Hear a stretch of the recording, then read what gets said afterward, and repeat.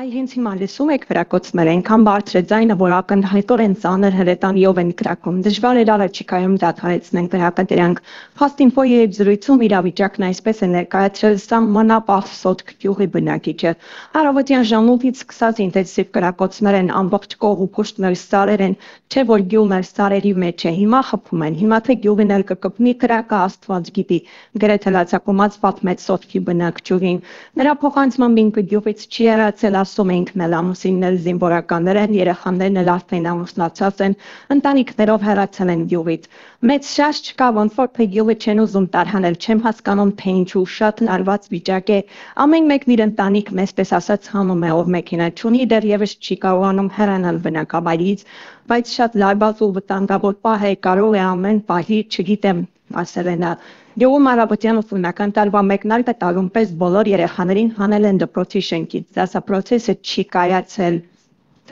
Գյուղն այնքան մոտիկ է, որ ամեն ինչև երևում է, այլ հենց հիմա էլ ձայները լսում եք դուք, չգիտեմ կոնկրետ ինչ զինատեսակ են գործածում, բայց հաստատ ծանր հրետանի է կիրառվում հայկական կողմի ուղղությամբ, սա ապելու տեղ չի, սա ապելու միջավայր չէ, ամբողջ այս վիճակն է մեզ մոտ, ասում է նա անդրադառնալով սահմանային հատվածում թշնամական ուժերի կուտակումների վերաբերյալ պաշտոնական տեղեկատվությանը։